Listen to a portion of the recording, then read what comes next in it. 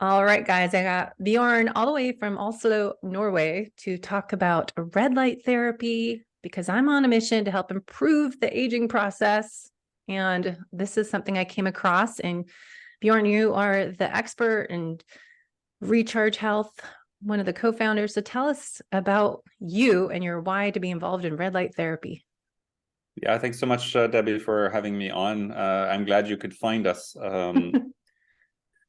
Yeah, this is it's been quite a journey to get here. Very briefly told, some old friends of mine that I've known for a long time that do make hardware and electronics and solar cell lamps based in Asia. They came to me with a project. They discovered some research that really amazed them. It was NASA research. There was PubMed papers on the effect of near-infrared light on the physiology of the human body. And when I went through this and was presented with it as well, I was scratching my head and wondered, why haven't we heard about this before? This is like 5 years ago, and I think even fewer had heard about it then, even though there's actually decades of research on it, and there's quite a lot of science behind it. And realized relatively quickly that the reason people haven't heard about it is because it hasn't really been made available and accessible in a way that makes it super easy to use, so that it becomes much more of a mass market thing. It's something that you can read about in blogs on the internet, and you can buy your own stationary panels or light bulbs or any of these kinds of things, because you hear about the benefits, like a lot of remarkable benefits with this technology. But we saw on the market nothing that really made it just super easy and very powerful, effective for people to use in their daily setting. And that's what we set out to do. We had the capacity to sort of make it ourselves and not go to a factory. And so we created this guy called FlexBeam. This is the world's first portable or wearable form of near infrared and red light therapy. And we decided to take it to market to show that people are going to want this, especially when they learn more about the technology. So fast forward 5 years and I'm here. Yeah. That's amazing. So did you design it for more athletic injuries because it is flexible, can go around your knee or around your neck or your back or your core, belly?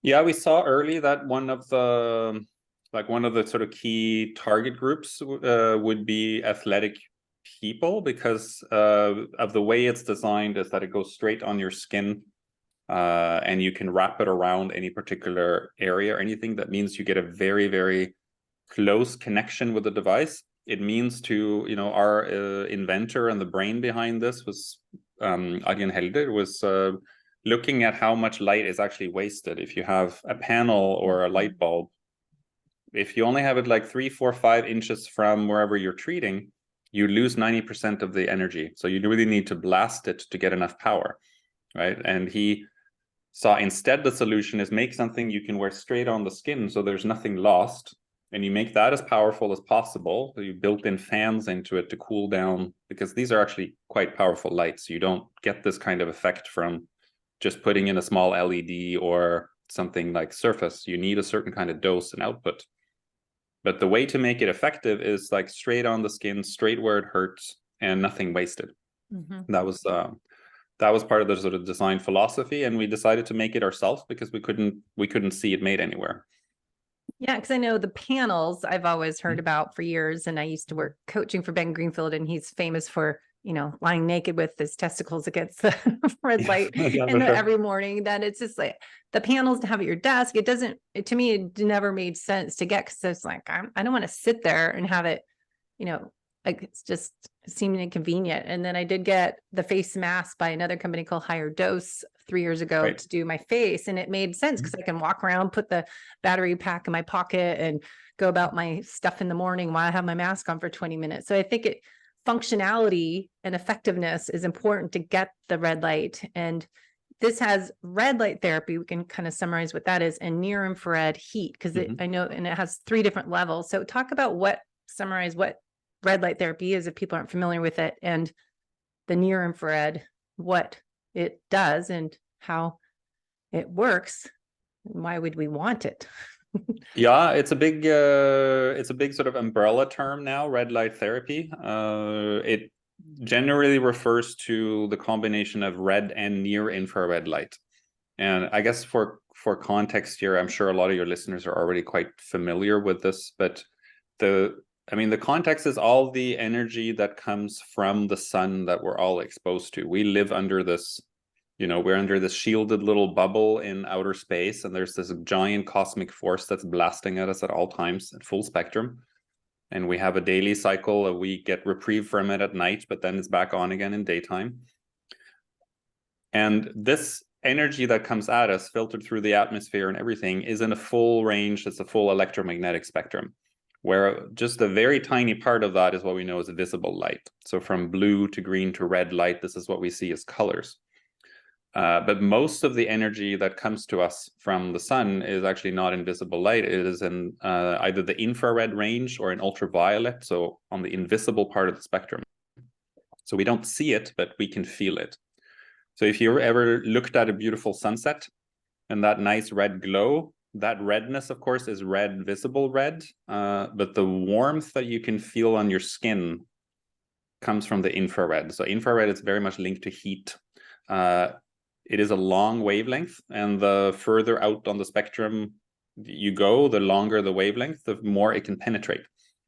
So whereas red light is very, very useful for treating skin surface conditions. The skin responds by producing more collagen and elastin in the skin. So this is why I think currently there's a boom in cosmetic applications, and you tested one of them, and there's tons of these masks, some of them very cheap and simple because you don't need a lot of power for it to work on the skin. But that is really red light therapy, right? It's treated toward or directed toward the skin. But near infrared is this invisible part of the spectrum that goes much deeper. So with near infrared, you're stimulating at the cellular level. So what near infrared wavelengths can do, and a specific output, is they basically stimulate the mitochondria in your cell. I know you talk a lot about mitochondria also on your show. The energy generators in your cell to produce more energy, to do what the body does best, which is usually to recover from something, to heal something, to improve some sort of natural process. So near infrared is really the key to, for us, we have red light in this as well, but it's for athletes and for the recovery aspect and for getting deep into muscle tissue, like muscles and tissue, and deeper kinds of treatments. Near infrared can help really accelerate that process of repairing muscle to relieve pain, like deeply in the body, and to increase the energy level at the cellular level. So usually when we talk about red light therapy, it means both infrared and red. I think it's going to become increasingly confusing because of these cosmetic applications. We try to emphasize the infrared aspect because that's really the deep penetration. So how's that different than a sauna? Sorry. A sauna is like, we have a sunlight sauna. It's near, mid, and far infrared wavelength. How is that compared to a red light with near infrared? So most of the infrared saunas I know are in the far infrared spectrum. That's the most important component, at least of an infrared sauna, because far infrared, then you're in the 1200 to 1500 sort of nanometers. It's like quite far off of the visible spectrum. The wavelength is very long, and it induces, like, it goes so deep into your body that it induces sweat. So part of how infrared sauna has become, very popular is because you get a much more powerful sweating experience, so kind of a detox experience. So near infrared doesn't go quite that deep, but it stimulates at the cell level, and that's why that's sort of optimal for repair. So I think if you have something that what you tried that covers a range, you get different kinds of benefits all packed into one, right? But yeah. I was trying to use because I had one to demo your FlexBeam in the sauna. So I was trying to stack it. You use FlexBeam in the sauna. Okay. Yeah. I put it on my leg in the sauna, and I'm always trying to figure out how the minimal effective dose, how you can stack things. Should I take some NAD beforehand and then do the red light, and how to improve the mitochondria function, but also at a skin level, as Mhm. I get older, I'm trying to avoid the wrinkles. And Mhm. skin health is a goal, but also injuries, and how, as we get older, we take longer to recover and repair from workouts. And as we get older, we need to work out harder to get similar results. So we have to do more HIIT intervals, sprint intervals, and heavy strength training as we age, especially for females. So we work out harder, ideally, but we need different solutions to help in the recovery period of time. So this is something that you would add in doing red light, like at the end of the day, or what kind of protocols would you suggest for people that are trying to recover from a hard workout or an injury? Yeah, from a hard workout, there's two main ways of using it, and they both work in each their own way. One is actually before the workout. So if you're doing like either very like heavy, say, strength training is what there's been quite a lot of studies on. There's fewer on endurance, but it would have a similar kind of effect, especially for if you have some muscles that tend to block, like for runners, for example. If you tend to get the lactic acid in a certain part of the race, like we've tried with several like runners, like half marathon and marathon runners, they would use it, apply FlexBeam before they run, and report that they have more juice left when they get that lactic acid response, that it helps them to have more energy in store so they could perform better. Right, so there's one way, either performance oriented, or of course, if you have some sort of weak spot or injury that you want to prevent an injury from getting worse, is to treat that area beforehand to stimulate more blood flow in the area, and sort of it's kind of a deep form of warm up. So this really depends on what of course your condition is and what the goals are. But it's popular to use it before, and then it's after as a recovery, like to basically to expedite the recovery process after your workout. So you could do either or both in combination. Yeah, I just always think it's how to improve your workout performance as we get older. And, you know, what are different strategies to try to see, does that make me stronger? Does that make me faster? Because it's all about, to me, as I get older, about getting stronger, getting faster, getting more power, and, you know, avoiding these stereotypes of what happens as you get older. I would say embrace the aging process, change how you train and fuel and recover and repair in a different way than you did when you're 20, 30, even 40 years old, that you have to adapt. And I think this is where we need different strategies and different tools in our toolbox to pull out when we need to up the game a little bit. Yeah, I mean, for sure, a red light therapy is definitely a way to boost the energy that you need at the core, like to basically refuel more quickly at the cellular level, like to shorten that time period that it would take to recover. For that, I think some of the effects, of course, they will vary by individuals, but what we see when we work with athletes, and we have some top athletes that are like our brand ambassadors now that use it. Like in European football, soccer, we have one of the best football players in the world, Martin Ødegaard, has been using this for a year now. And in tennis and some other sports. Are they using it before their workouts or after, or both? They use it actually combination, but they use it as part of integrated with their physio routine. So one of the things that's most noteworthy about working with like the top elite athletes is they would be embracing this even if it gave them 1% margin, because they're always looking for margins on everything. That could be a lot. However, the effects of this kind of therapy, when you do it right with near infrared light, red light combination, you can have much more dramatic results than that it's really for everyone or any active person, not just to get that extra second or something. We did a study with a physiotherapist we worked with, or a clinic in Oslo we've been working with for 2 years, that has integrated into treatments. And just as an example, but they could tell us that for a pulled muscle, for example, they saw recovery improvement 30 to 40% faster when they applied this versus like no red light therapy or similar kind of treatments.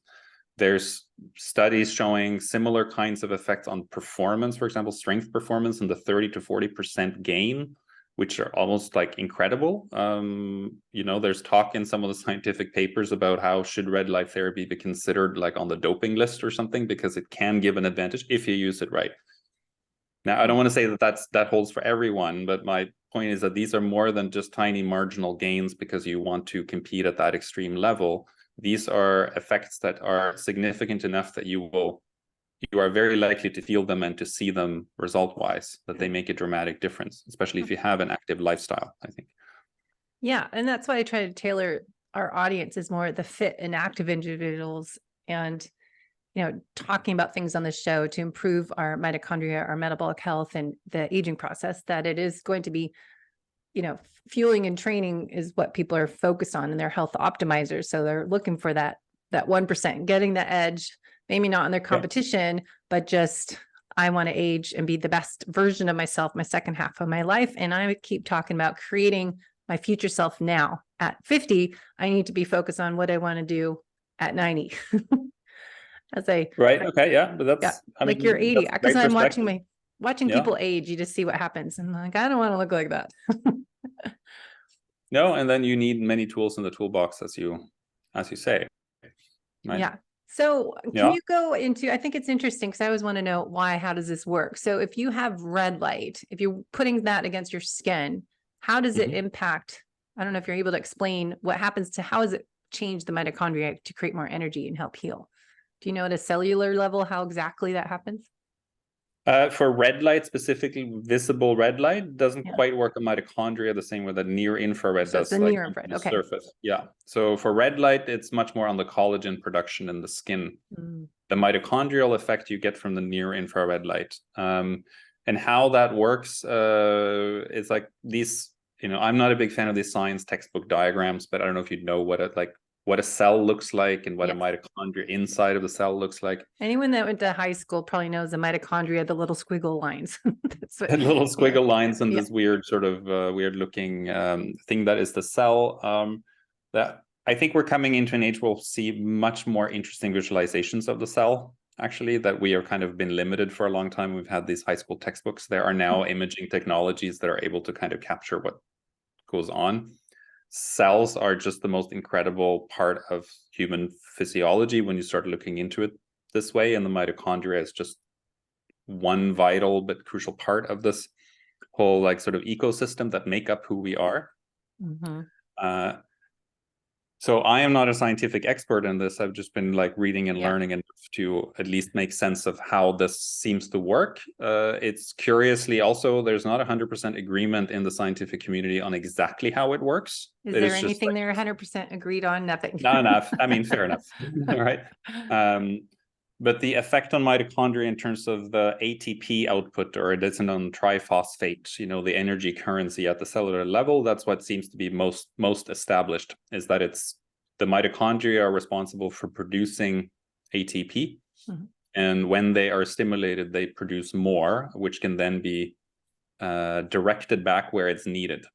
So in a sort of a kind of a holistic or natural view of how the body actually functions, and not like a machine, but as a kind of repair, let's say repairing organism, then it's really the body is expert at finding out what's needed, right? So wherever you put it, like if you get a sort of a systemic dose, some of that energy goes to where it's most needed.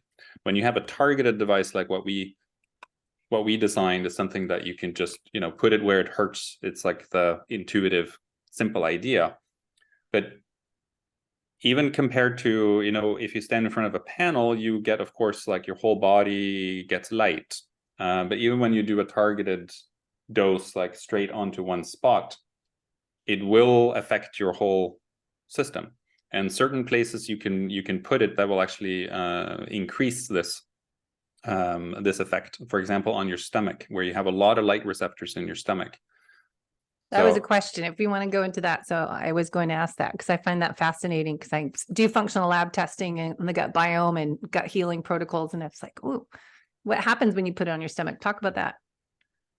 So something definitely starts moving, to put it this way. You clearly have like just from personal experience in the beginning when I was trying this out, it isn't always clear that it's like how it's working, right? And you work, one way to use it is obviously, as we talked about, on a specific target spot. You have your weak spot or your twisted elbow or something, and you use it there.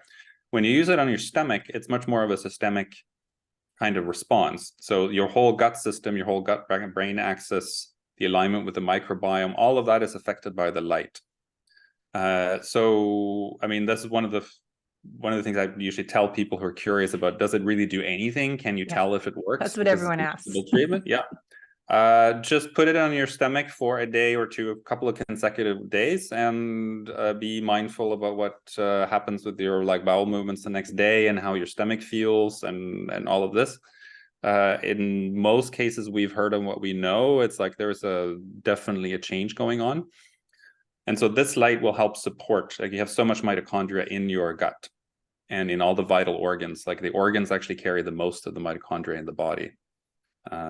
Right, so both testes and liver and gut and so on. So this is a way to, with a powerful light straight on the skin that can penetrate 3-4 centimeters in, you can really stimulate a large vital organ in your body.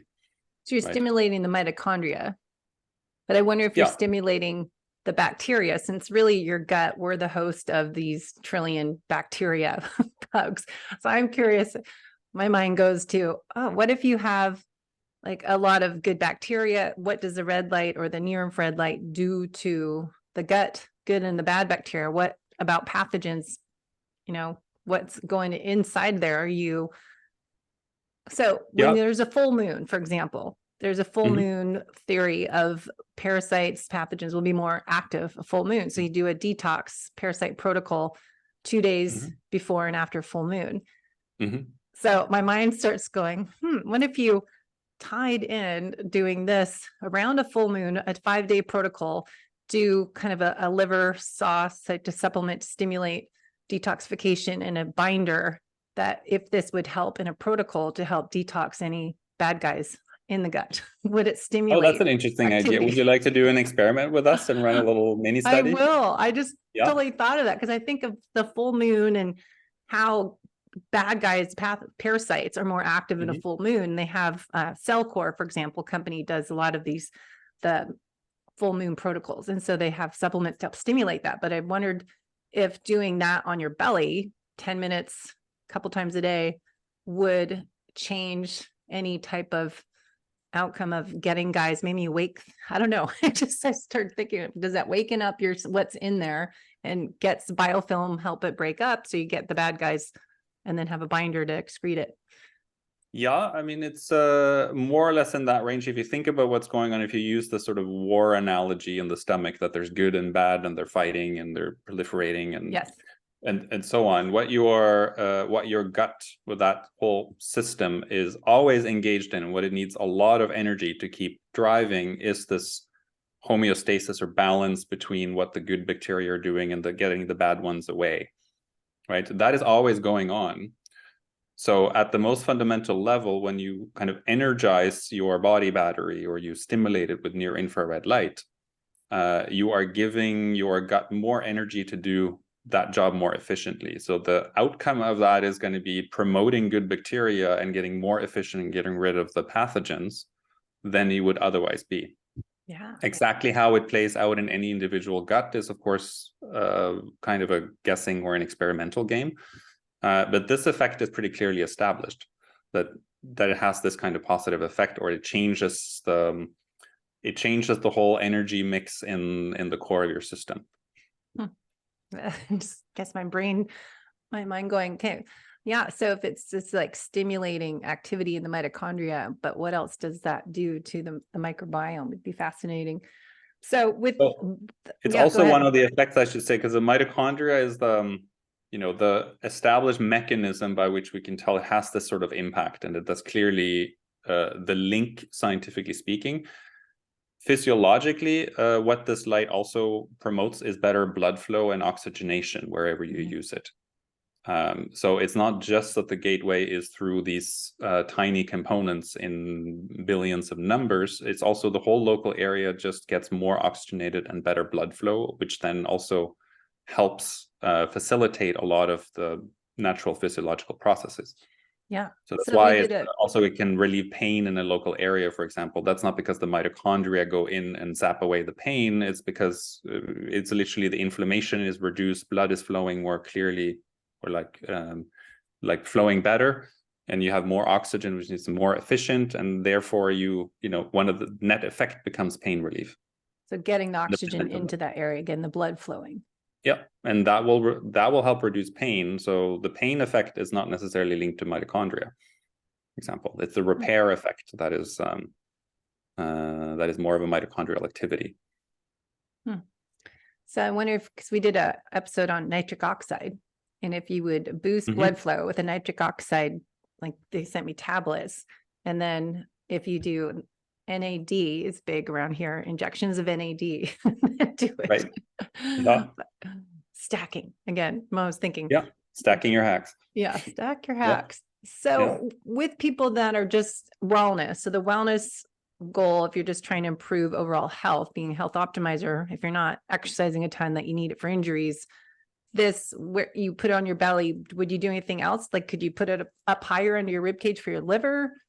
And then more in your small intestine, large intestine, to move it around? Yeah, I often use it that way myself. It's like liver is like if I can energize that organ, everything moves more smoothly. And so on. So some of the applications around gut health is at the core. It's popular with people who if meditate or try to have a relaxing session, you just add the infrared light or add the FlexBeam to it for 10 minutes. And it just, it's both calming and it gives energy to the area. So that's one common application that's not so sports targeted injury focused. But another one that we see a lot and that we are working on with the version 2 to do even better, because we didn't design the device for this, but it's sleep.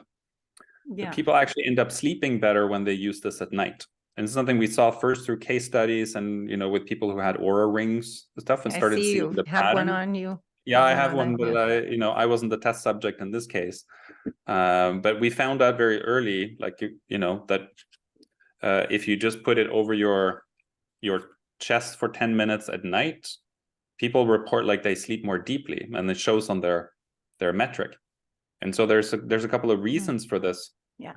That we think are some of the mechanisms. Some of it has to do with the calming effect around your lung area, something at night. But the red light is also linked to the circadian rhythm and melatonin production. Right, so it's actually by using it in the evening and also in the morning. For some people like to use both morning and evening. It helps to somehow reset the circadian rhythm or to adjust it in such a way that you fall asleep naturally more deeply and wake up more refreshed.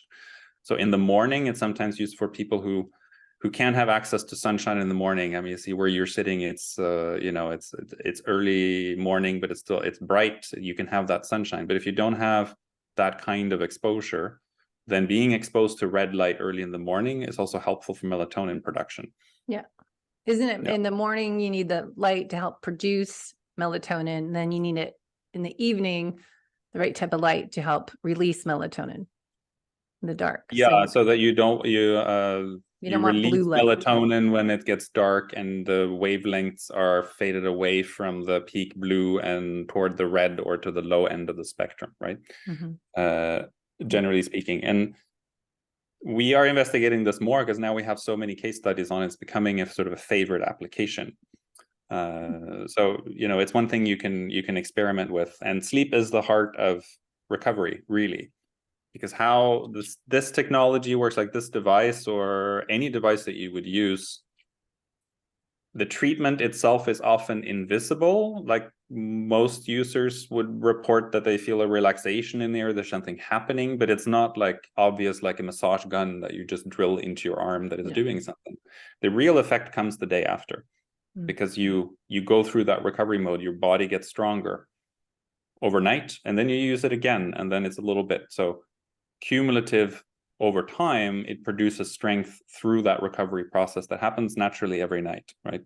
And I wonder if it helps the sleep, partially because of if you measure heart rate variability, it's getting you more in the parasympathetic state. So maybe you can see HRV test at the same time to see if it improves your HF versus LF score on your HRV test, which you can do with, I use Sweetbeat Life, that you can see the LF to HF real time if you wear a chest strap, but it'd be good to see testing and figuring out, okay, because I know everyone always asks, like, how do I know it's working? How do you know it's a quality red light? Because now there's so many products out in the market of red light, near infrared therapy, but how do you know it's doing anything? Someone like acupuncture, I don't feel anything, because I have a client that always says, tried this, didn't feel a thing, tried this. How do you know it's working? Wasting my money.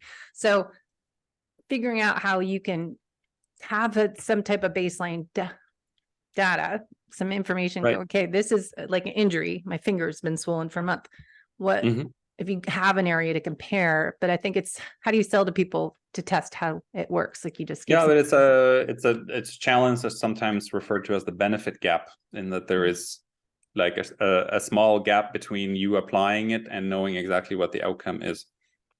I mean, this holds for all kinds of treatments, really. The massage gun gives you the feeling that it's doing something, but are you really more relaxed, and are your muscles better the next day? I mean, there's also this aspect. But to be honest, this is one of the reasons why we focus on injuries and sport and active people who really know how to like feel the difference.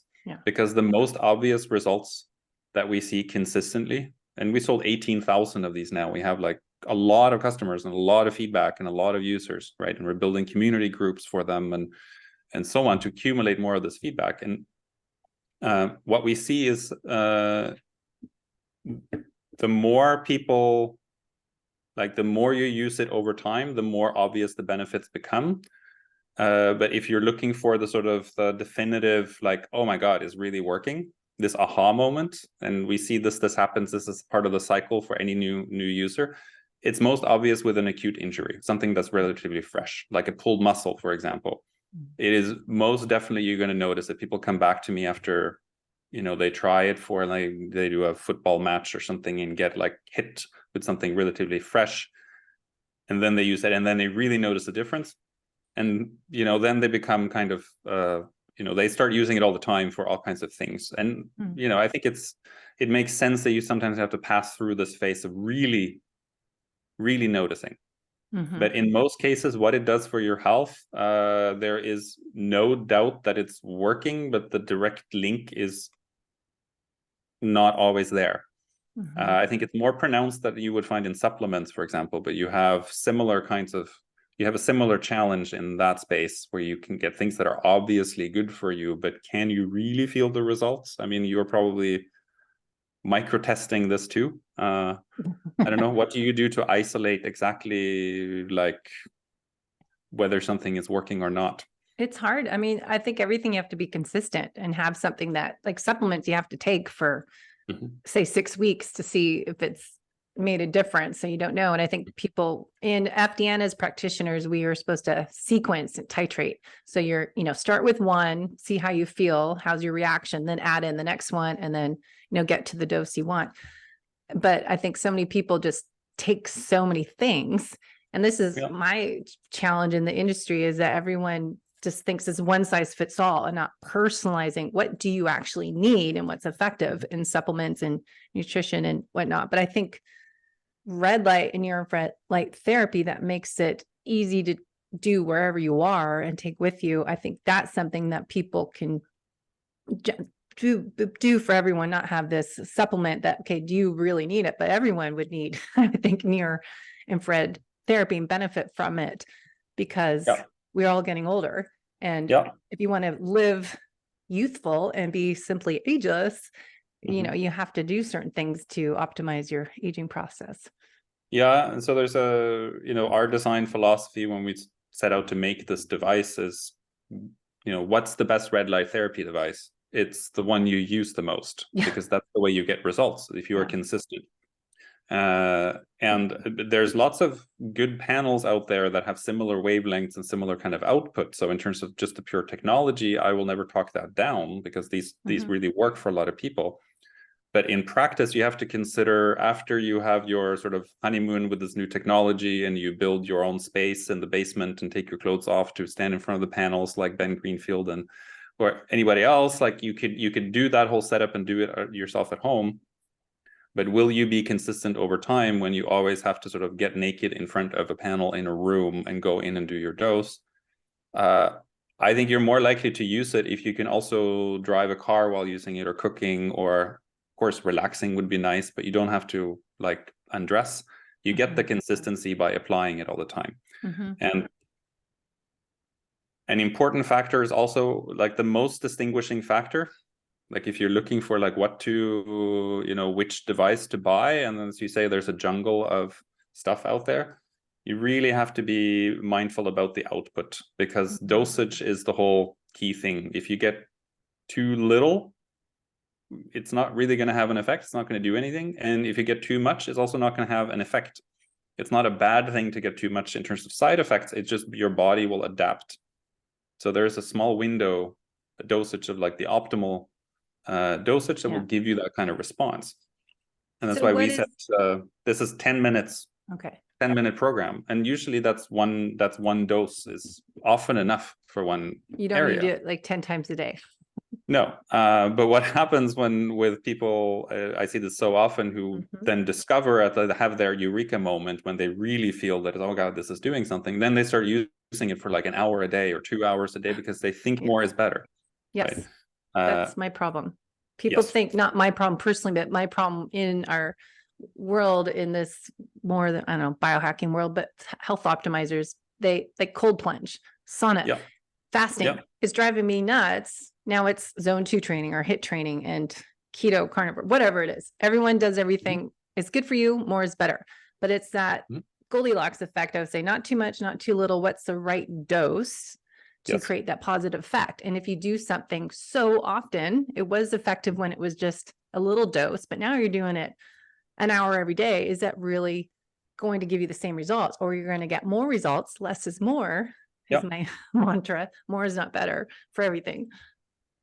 Yeah, I mean, it produces the stress response at the cellular level called hormesis. That is an effect known from, you know, if you have it with training, it's the same kind of principle. So if you go for your long run and, you know, you run for an hour and you thought that was great, would you go back and run 3 more hours back to back? Will you then get more endurance?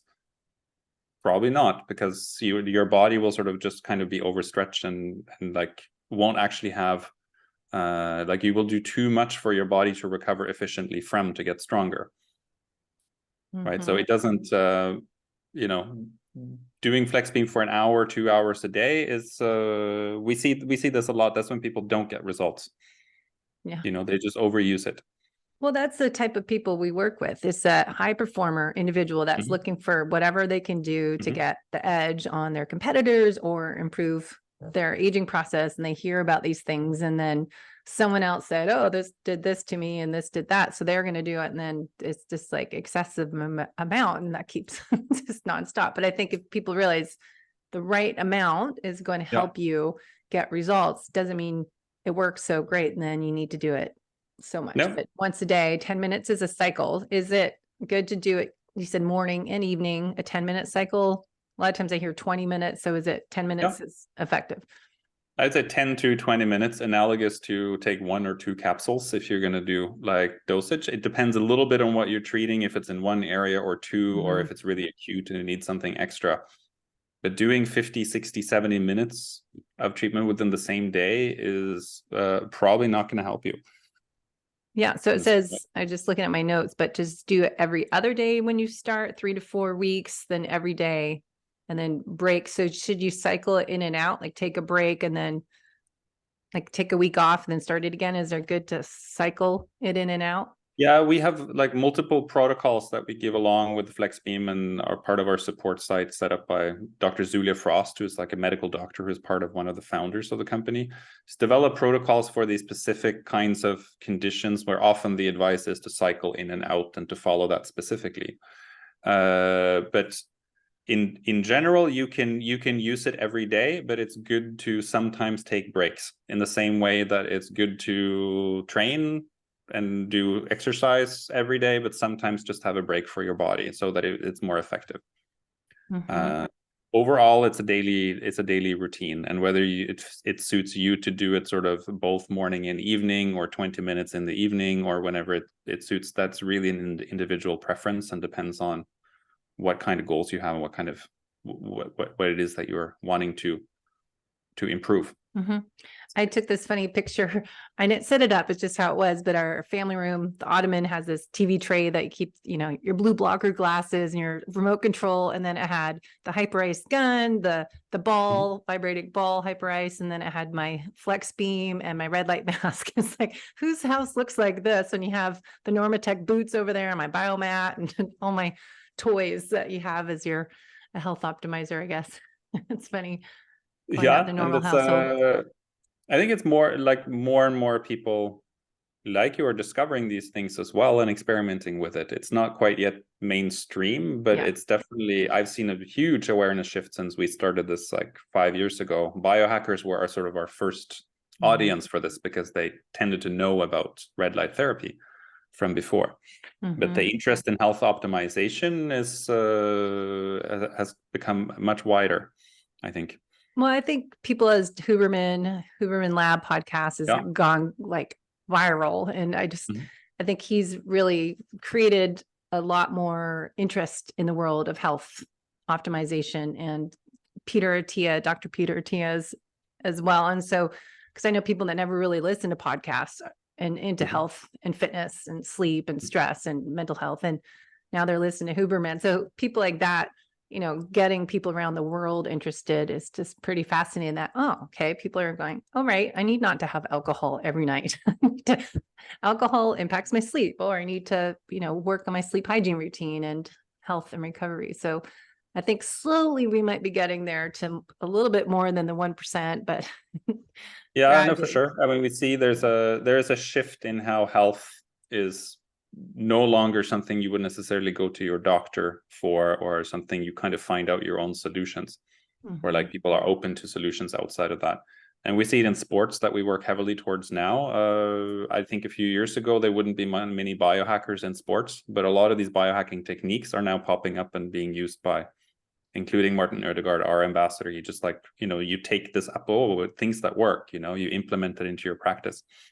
Well, I think I was watching football, American football on TV the other night, and it had the guys on the sideline using the hyper-ice gun. And so it just shows that how everyone kind of mainstream will see the hyper-ice gun, massage gun has gotten to be so huge. I would think, the red light near your device is a good example of that. Could be sold in stores, and, people start paying attention, like, oh, they're doing that. I need that.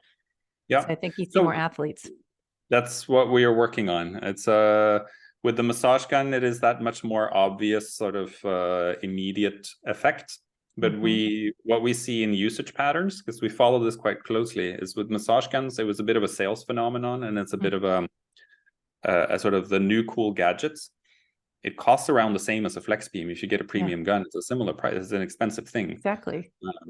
People use it very quickly, and also tend to very quickly put it in the drawer somewhere, unless you're a professional athlete who need to use it all the time and can't afford a massage therapist. Right? But for a regular person, this is the pattern that we see, is that it tends to fade after you first got it. Yeah. Now with FlexBeam, we kind of have the opposite curve. It is that benefit gap that we just talked about that makes people a little bit like, I got to try it out a little bit and test it out for a few days. And I'm like, what does it do? I'm not sure. It seems to be. And then they catch on and it becomes obvious, and then they keep using it. Yeah. So for us, a lot of the focus is getting that into, if you just can get it into a habit, then we have, a lot of our community and the reviews we get and testimonials is from people who just use it consistently. Maybe they bought it for a specific problem, but then they find out they can use it for all kinds of things, and it becomes just a household tool. Yeah. So we want to create something, the next version, that is even more accessible and easy to use, and in a household that is just the kind of appliance you would just have it at home, because it's kind of a medical doctor / go to the gym buddy / relaxing friend at night if you set it up the right way. Yeah, I'm going to try that sleep one. That's interesting. So you can't put it on your face though. So you can't just wear the eye goggles and put on your face. Is it too intense for the face? No, you can use it on your face. We Oh. suggest to have a few, like 3-4 inches away from the face, because otherwise you also don't cover the whole face. I mean, it certainly works for that application. Like, there's no need to buy an additional face mask if you use the setting 1 here, or the red light in the FlexBeam. But we didn't design it for this purpose, so it may just be easier to put a mask on than to hold the FlexBeam in front of your face for 10 minutes. But the effect will be just as good, if not better, from the light you have here. Yeah, so you don't want to strap it on ear to ear, wrap it on your face. I think it's just going to be uncomfortable. Yeah. It's not really designed for that. But it's not then a dangerous thing or anything. The only thing we say is don't stare into the lights. Like with the infrared light can change the blinking response because it's invisible. So therefore, if you stare for a long time, analogously to if you stare at sunlight, it's probably not advised for a long time either. Like eclipse. Yeah, sort of like this. I mean, it would take a lot to burn away your eyes, to put it this way. It's not like it's like a super dangerous thing, but it's why we put goggles in. If you want to treat something over your face, it's just safer to close your eyes and use goggles. I think my own computer screen has been damaging my eyes, so I'm trying to wear my daylight blue blockers because my eyeballs are burning. So I think a computer will do just as much damage if you're on it. There's a lot of lights. There's a lot of artificial lighting out there that does a lot of things that we don't quite know. Yeah, so I can tell. My eyes don't work. So lastly, the programs on it, there's 1, 2, and 3. And so it says skin program. You do level 1, small joints and stomach, program 2, and then large joints and deep-seated muscles, level 3.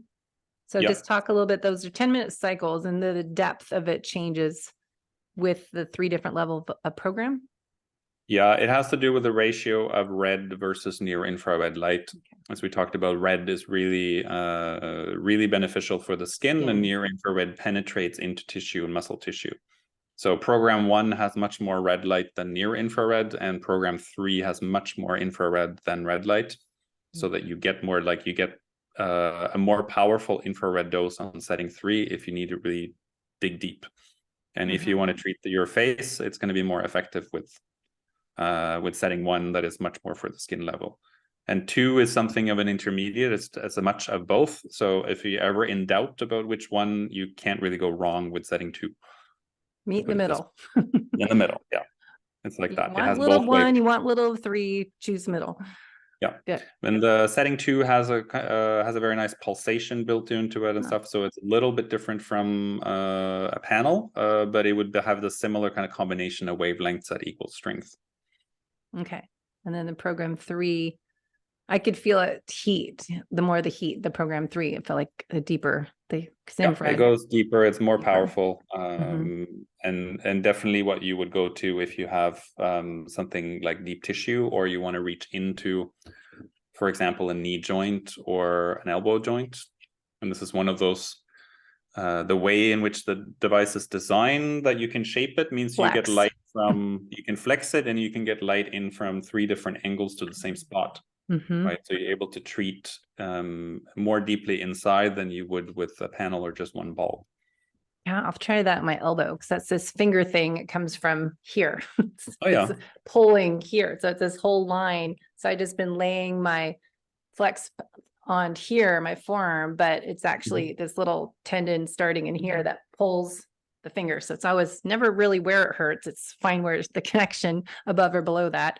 So does that constrict the blood flow, or the neural? Like my finger's ready to blow up.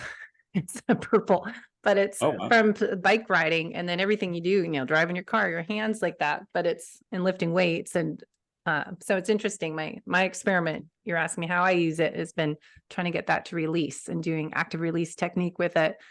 But doing that, see if it helps it. And then ice. Do you stack it with ice? Or I know like you're in Finland is next to you, that they're all into the sauna and ice baths. Is that kind of over in Norway popular too, if you do the infrared and near infrared? And then like sauna is also here increasingly popular. It's definitely Finland is the center of the universe of sauna. Yeah, Finnish sauna culture. I know a lot of people who swear by the sort of the the combination, so not at the same time, but first ice bath or first into the snow, which according to the biohackers I talked to, it opens up somehow the pores and the skin and everything, and makes you more receptive for the red light. Okay, So cold first. So So cold ice first, and then the warming light then gets to penetrate more deeply. And then would you finish on cold again? So with the hot cold sauna thing, do you like end on cold? Do you end on hot? Well, I'm not the authority here. I would Experiment. Yeah. I'll have to figure that out. I know that's always the thing when people do the sauna and cold plunge back and forth intervals or in the shower. So Right. do you end on cold or do you end on hot? I forget. So, all right. And we'll put everything in the show notes. So I thank you for all your information and answering all my crazy questions. And we've got lots of information to put in the show notes. Anything else you want to add? No, I mean, thank you for experimenting and sharing your thoughts with the community and spreading also, I mean, I guess the positive message of health. And one of the reasons I ended up doing this thing full time and running along with this is I find there's a special kind of purpose in trying to get people to know that there is actually things out there that can really help them that they haven't heard about, and getting this word out in otherwise an ocean of pharmaceutical solutions or quick fixes and stuff like this. It's part of the founding vision of the company is to reach out, and we rely on people like you as well to help spread the message or spread the light, so to speak. Yeah, so I'm really grateful for that.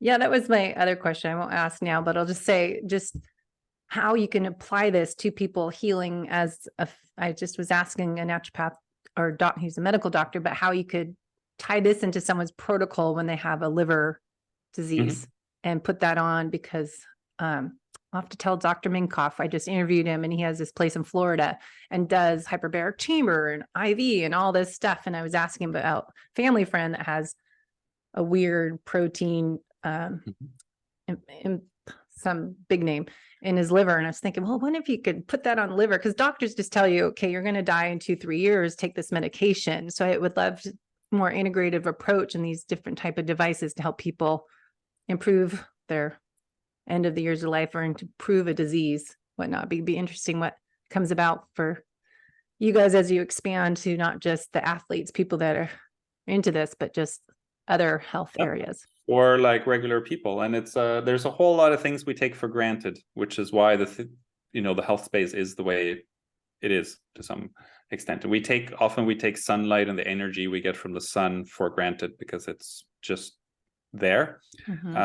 Another thing we tend to take for granted is the effect, sorry, I lost can we cut that part? I lost it. It's funny. But yeah. I think the sunlight and just natural abilities of healing our body, I think is an important part. And like your name of the company, Recharge Health, it seems like that's what we're working on. Like, how can we recharge our health to improve the aging process? And that's why I would say recreate yourself now to create your future self. So recharge is a good word. Yeah, and that's part of, we put the mission in the name because one of the things we take for granted or we don't think about very often is that our bodies are a battery. I've used the term before, and we tend to think of it as a metaphor. And when I first got started, it was like, oh yeah, that's like a metaphor, but it isn't. Your body actually is a battery. And the energy that runs through it, through electrons and ATP as the central currency of this whole system. So when you ask about the liver, will it work on the liver? It's like you put this on the liver, you're literally energizing that part of your body. So of course it is going to help in some way. Like you're literally giving the body the energy to be more efficient.